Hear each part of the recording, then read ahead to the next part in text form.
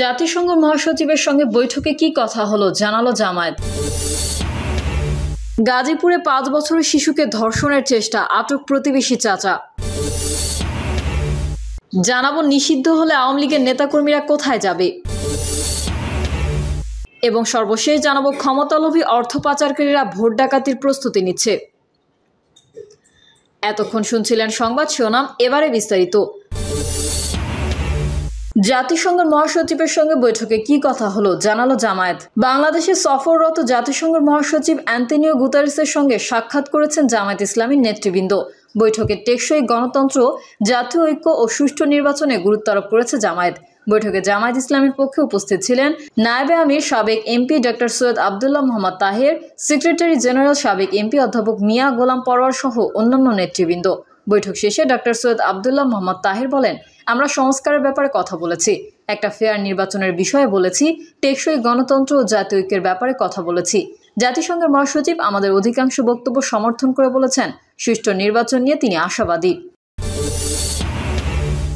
গাজীপুরে 5 বছরের শিশুকে ধর্ষণের চেষ্টা, আটক প্রতিবেশী চাচা। গাজীপুরের কাপাসিয়া উপজেলায় পালপাড়া এলাকায় 5 বছরের এক শিশুকে ধর্ষণের চেষ্টার অভিযোগ উঠেছে প্রতিবেশী এক চাচার বিরুদ্ধে। শিশুটির মায়ের অভিযোগের ভিত্তিতে পুলিশ অভিযুক্ত প্রতিবেশী চাচা রানু মিয়াকে আটক করেছে পুলিশ। শিশুটির পিতা জানান, অভিযুক্ত রানু মিয়া আমাদের প্রতিবেশী, সে পেশায় রাজমিস্ত্রির কাজ করে। ইতোপূর্বে সে অন্যান্য বাচ্চাদের সঙ্গে এমন ঘটনা ঘটিয়েছে। গত 27 ফেব্রুয়ারি সকালে আমার 5 বছরের শিশু বাড়ির পাশে খেলা করছিল। এমন সময় প্রলোভন দেখিয়ে খেলার ছলে তাকে রান্নাঘরে নিয়ে অপকর্মের চেষ্টা করে। বিষয়টি আমরা জানার পরও লজ্জা শরমের ভয়ে চুপ ছিলাম, কিন্তু ইতোমধ্যেই বিষয়টি এলাকাবাসীর মধ্যে ছড়িয়ে গেলে রানু মিয়া সহ তার লোকজন বিষয়টি ধামাচাপা দেওয়ার চেষ্টা করে। ঘটনাটি যাতে কাউকে না জানানো হয় সেই জন্য আমাদেরকে হুমকি ধমকি দিতে থাকে। অব্যাহত হুমকির কারণে সে একটু দেরি হলেও আমরা থানায় আশ্রয় নিতে বাধ্য হয়েছি। কাপাসিয়া থানার ভারপ্রাপ্ত কর্মকর্তা মোহাম্মদ আবুল বারিক জানান, শিশুটির মা এবং বাবা এসে ধর্ষণের চেষ্টার ঘটনাটি বলার পর থানায় মামলা নেওয়া হয়। অভিযুক্ত রানু মিয়াকে আটক করা হয়েছে। নিষিদ্ধ হলে আওয়ামী লীগের নেতাকর্মীরা কোথায় যাবে। গণহত্যার জন্য কোনো প্রকারের অনুশোচনা বা দুঃখ প্রকাশ না করে বরং আন্দোলনকারীদের হুমকি ধমকি দেওয়া এবং দেশের অভ্যন্তরে বিশৃঙ্খলা উস্কে দেওয়ার অপকর্মে জড়িত থাকায় ফ্যাসিস্ট আওয়ামী লীগকে নিষিদ্ধের দাবি ক্রমেই জোরালো হয়ে উঠছে। বলা হচ্ছে, অভ্যুত্থানের মাধ্যমে উৎখাত হওয়া পৃথিবীর বিভিন্ন দেশের ফ্যাসিস্ট দলগুলোর যে পরিণতি হয়েছে, আওয়ামী লীগেরও সেটাই হতে হবে। জুলাইয়ে ছাত্র জনতার অভ্যুত্থান দমন করতে রাষ্ট্রীয় বিভিন্ন বাহিনী ও দলীয় ক্যাডারদের সরাসরি গুলি চালানোর নির্দেশ দেন শেখ হাসিনা। এতে 1400-র বেশি মানুষ নিহত হয় বলে জাতিসংঘের প্রতিবেদনে উঠে এসেছে। ছাত্র জনতার দাবি অনুযায়ী শহীদদের সংখ্যা 2000-এর কাছাকাছি। অভ্যুত্থানের মুখে 5ই আগস্ট ক্ষমতা ছেড়ে ভারতে পালিয়ে যান স্বৈরাচার ফ্যাসিস্ট শেখ হাসিনা। একই সঙ্গে পালিয়ে যায় তার দলের মন্ত্রী, এমপি ও হাজার হাজার নেতাকর্মী। এখন দেশের বাইরে থেকে তারা বিভিন্নভাবে দেশকে অস্থিতিশীল করার পায়তারা চালিয়ে যাচ্ছে। দলটি নিষিদ্ধ হলে তাদের সাধারণ নেতাকর্মী, সমর্থক ও ভোটারদের অবস্থান কি হবে, দেশের রাজনৈতিক পরিস্থিতিতে কি প্রভাব পড়বে তা নিয়ে চলছে নানা জল্পনা কল্পনা ও রাজনৈতিক হিসাব নিকাশ। অনেকেই বলছেন, গণহত্যায় অভিযুক্ত আওয়ামী লীগের পরিণতি জার্মানি, ইতালির ফ্যাসিস্ট দলের মতো হওয়া উচিত। আবার কেউ কেউ বলছেন, গণহত্যায় অভিযুক্ত আওয়ামী লীগের নেতা মন্ত্রীদের বিচারের মাধ্যমে তাদের শাস্তি নিশ্চিত করা যায়। আওয়ামী লীগ প্রধান শেখ হাসিনা প্রধানমন্ত্রীর পদ ছেড়ে ভারতে পালিয়ে গেলে তাদের টানা প্রায় 16 বছরের শাসনামলের ইতি ঘটে। তার আগে গদি টিকিয়ে রাখতে ছাত্র জনতার আন্দোলন দমনে দেশের ইতিহাসে ন্যাক্কারজনক হত্যাযজ্ঞ চালায় হাসিনার নিরাপত্তা বাহিনী ও তার দলীয় ক্যাডাররা। শিক্ষার্থীদের হাত ধরে জুলাই আন্দোলনের শুরুটা ছিল সরকারি চাকরিতে কোটা সংস্কারের দাবি নিয়ে। এই আন্দোলনকারীদের শেখ হাসিনার রাজাকারের বাচ্চা বলে কটূক্তি করলে শিক্ষার্থীরা ক্ষোভে ফেটে পড়েন। সারা দেশের বিশ্ববিদ্যালয়গুলো অগ্নিগর্ভ হলে আন্দোলন দমনে রাষ্ট্রযন্ত্রের সর্বশক্তি প্রয়োগ করে হাসিনা সরকার। একইভাবে লেলিয়ে দেওয়া হয় আওয়ামী লীগের সশস্ত্র ক্যাডারদের। তাদের উন্মত্ততায় রাজপথে বয়ে যায় রক্তের নদী। এক পর্যায়ে আন্দোলন রূপ নেয় সরকার পতনের এক দফা দাবিতে।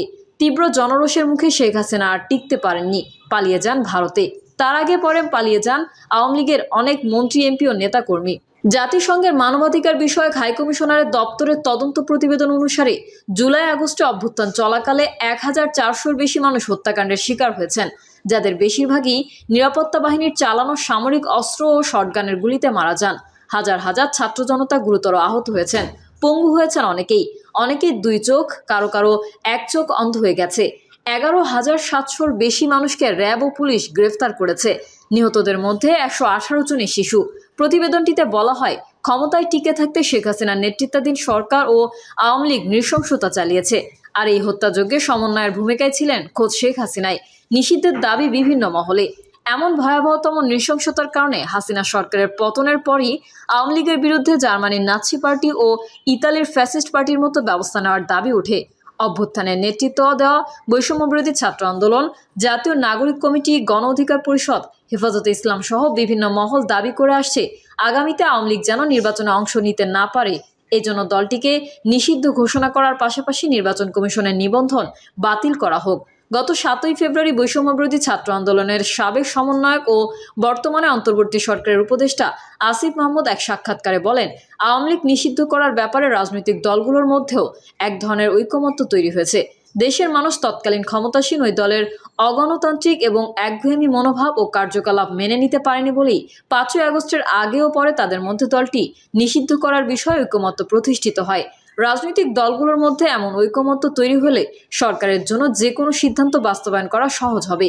পরে 18ই ফেব্রুয়ারি ফেসবুকে এক পোস্টে তিনি বলেন, আওয়ামী লীগ পরিচয়ে কারণ নির্বাচন করার সুযোগ পাওয়া উচিত না। আন্দোলনে আহত হয়ে চিকিৎসাধীন অবস্থায় শহীদ হওয়া মোহাম্মদ হাসানের মরদেহ কাঁধে গত 14ই ফেব্রুয়ারি আওয়ামী লীগকে নিষিদ্ধ করার দাবিতে মিছিল করেছে বৈষম্যবিরোধী ছাত্র আন্দোলন। ওই কর্মসূচিতে বৈষম্যবিরোধী ছাত্র আন্দোলনের সাবেক সমন্বয়ক আব্দুল হান্নান মাসুদ বলেন, আওয়ামী লীগকে চিরতরে নিষিদ্ধ করা হোক। কেউ যদি অন্য কিছুর দোহাই দিয়ে আওয়ামী লীগকে পুনর্বাসনের চেষ্টা করে, তবে জুলাইয়ে যেমন 2000 শহীদ হয়েছিল, আওয়ামী লীগকে নিষিদ্ধ করতে প্রয়োজনে আরও 2000 জীবন দেব। তবুও আওয়ামী লীগকে নিষিদ্ধ ঘোষণা করার লড়াই চালিয়ে যাব। এর আগে বাংলাদেশ খেলাফতে মজলিসের মহাসচিব মাওলানা মোহাম্মদ মামুনুল হক, ইনকিলাব মঞ্চ সহ আরও কিছু রাজনৈতিক সংগঠন ও প্ল্যাটফর্ম থেকে আওয়ামী লীগ নিষিদ্ধের দাবি ওঠে। গণহত্যায় জড়িতদের বিচারে জোর। রাজনৈতিক বিশ্লেষকরা মনে করেন, কোনো রাজনৈতিক দল নিষিদ্ধ হওয়ার বিষয়টি জনগণের সমর্থন আছে কিনা তার উপর নির্ভর করে। এই ধরনের সিদ্ধান্ত নির্ভর করে জনগণের সমর্থনের উপর। জনগণের সমর্থন যদি থাকে, সেই জন্য দেশের অন্যতম বড় রাজনৈতিক দল বিএনপির নেতারাও নিষেধাজ্ঞার পক্ষে এখনই সরাসরি অবস্থান প্রকাশ করছেন না। গত 13ই ফেব্রুয়ারি বিএনপির গুলশানের কার্যালয়ে এক সংবাদ সম্মেলনে দলের মহাসচিব মির্জা ফখরুল ইসলাম আলমগীর বলেন, কোন পার্টি নিষিদ্ধ হবে, কোন পার্টি কাজ করবে, কোন পার্টি কাজ করবে না, জনগণ সিদ্ধান্ত নেবে। বিশ্লেষকদের মতে, কেউ কোনো অপরাধ করে থাকলে আইন আছে, আইনের আওতায় তার বিচার হবে। যে কোনো অপরাধের বিচারের সুযোগ আছে। আওয়ামী লীগ সরকারের যে মন্ত্রী, এমপি ও দলীয় ক্যাডাররা সরাসরি হত্যাযজ্ঞে অংশ নিয়েছেন, তাদের বিচার নিশ্চিত করা গেলেই দলটির এক প্রকার সাজা হয়ে যাবে। যেহেতু তাদের পুরো হাইকমান্ডই হত্যাকাণ্ডের সমন্বয় ছিল, সেহেতু বিচারের কাঠগড়ায় দাঁড়িয়ে তাদের সবাইকেই শাস্তির মুখে পড়তে হবে। জুলাই গণহত্যায় জড়িতদের বিচারের জন্য সরকারের পুনর্গঠন আন্তর্জাতিক অপরাধ ট্রাইব্যুনাল কাজ করছে। এরই মধ্যে শেখ হাসিনা সহ তার মন্ত্রী নেতাদের বেশ কিছু মামলায় আসামি করে বিচার প্রক্রিয়া শুরু হয়েছে। আওয়ামী লীগ নিষিদ্ধ হলে প্রতিক্রিয়া কি হবে? গণদাবির মুখে যদি সরকার আওয়ামী লীগকে নিষিদ্ধ করার পথে হাঁটে, সেক্ষেত্রে কি প্রতিক্রিয়া হতে পারে তা নিয়ে সংশ্লিষ্ট মহলেরও নানা আলোচনা আছে। এমন সিদ্ধান্তে দলটির নেতাকর্মী, সমর্থক ও শুভাকাঙ্ক্ষীদের প্রতিক্রিয়া ও চাপের বিষয় রয়েছে। পাশাপাশি আন্তর্জাতিক মহলের হানা অবস্থানেরও বিষয় থাকবে। আওয়ামী লীগের সমমনা মহল মনে করে, দেশের রাজনীতিতে আওয়ামী লীগ একটি বড় দল। তাদের লাখ লাখ নেতাকর্মী, সমর্থক ও শুভাকাঙ্ক্ষী আছে। দলটির একটি নির্দিষ্ট ও বড়সড় ভোট ব্যাংকও আছে। প্রিয় দর্শক, এই ছিল এখনকার সর্বশেষ সংবাদ। আপডেট ও সংবাদ পেতে চ্যানেলটি সাবস্ক্রাইব করে বেল আইকনটি ক্লিক করুন। কমেন্টে আপনার মতামত জানিয়ে আমাদের সাথেই থাকুন। ধন্যবাদ সবাইকে। আল্লাহ হাফেজ।